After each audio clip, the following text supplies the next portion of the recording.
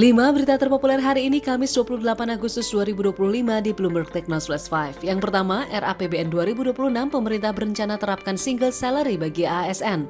Pemerintah berencana menerapkan sistem penggajian tunggal atau single salary bagi aparatur sipil negara atau ASN dan percepatan sistem manajemen digital seperti yang tercantum dalam dokumen RAPBN 2026 beserta nota keuangan. Dengan sistem single salary, ASN menerima satu gabungan penggajian. Hal ini dilakukan untuk mendorong transformasi SDM ASN dan kelembagaan. Skema single salary sebelumnya telah diuji coba di era Presiden Jokowi pada 2023 lalu pada lembaga KPK dan PPATK. Saat itu penerapan single salary tetap disertakan tunjangan kinerja sehingga memberikan unsur keadilan bagi ASN yang benar-benar bekerja.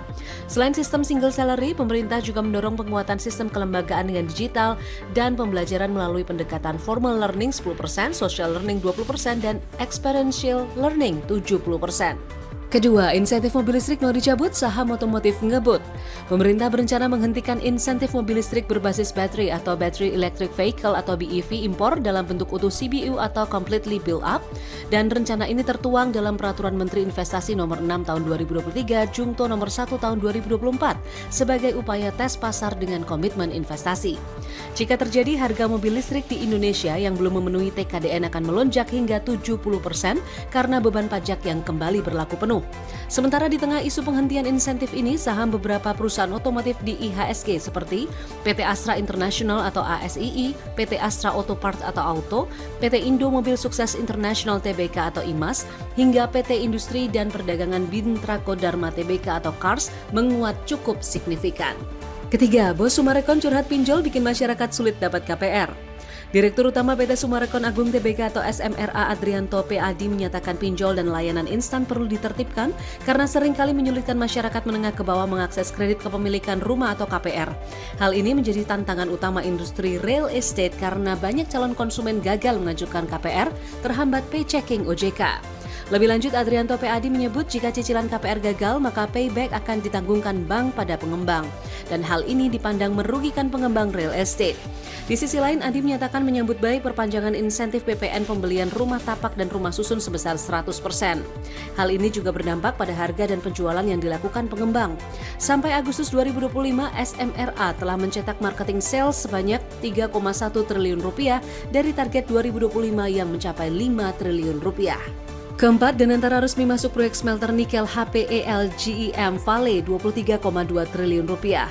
BPI Danantara bersama GEM Co Ltd dan PT Vale Indonesia Tbk atau INCO berencana melakukan investasi senilai 1,42 miliar dolar Amerika Serikat atau sekitar 23,21 triliun rupiah pada smelter nikel hidrometalurgi atau High Pressure Acid Leach atau HPEL berkapasitas 66.000 ton nikel dalam endapan hidrosida campuran per tahun. Di proyek ini, GEM memiliki 25% saham sedangkan Vale 30% dan sisanya dimiliki pihak ketiga yang akan ditunjuk. Kerjasama GEM dan Danantara terjadi setelah kunjungan Presiden Prabowo ke Beijing beberapa waktu lalu. Sementara GEM juga menginvestasikan 30 juta dolar Amerika Serikat untuk mendirikan laboratorium penelitian metalurgi mutakhir bersama ITB. Hal ini sejalan dengan inisiatif di Indonesia Green Industrial Park atau IGIP yang bertujuan menciptakan 80.000 lapangan kerja baru sebagai tujuan panjang di luar pemrosesan nikel. Kelima, usai merger, Excel Smart malah rugi 1 triliun rupiah di semester 1 2025. Usai merger antara PT Excel Axiata Tbk atau Excel dan PT Smart Friend Telekom Tbk atau Friend menjadi Excel Smart atau Excel justru merugi 1,22 triliun rupiah pada semester 1 2025. Padahal sebelum merger pada periode yang sama tahun lalu, Excel Axiata masih mencatat keuntungan 1 triliun rupiah. Kerugian muncul dari 3 pos beban bernilai signifikan seperti penyusutan yang naik 20,59% menjadi 7,31 triliun rupiah pada semester 1 2025, kemudian beban infrastruktur 21,9% secara tahunan menjadi 5,36 triliun rupiah, lalu beban interkoneksi dan beban langsung lainnya yang naik 33,80% secara tahunan menjadi 2,12 triliun rupiah. Di luar 3 beban operasional tersebut, Excel Smart juga mencatat kenaikan biaya keuangan 21,25% secara tahunan menjadi 1,87 triliun rupiah. Beban-beban ini tidak mampu ditutupi oleh kenaikan pendapatan Excel Smart semester 1 2025 sebesar 11,98% secara tahunan menjadi 19,09 triliun rupiah. Itu dia 5 berita terpopuler pilihan Bloomberg Technos hari ini. Ikuti terus update selanjutnya di www.bloombergtechnos.com.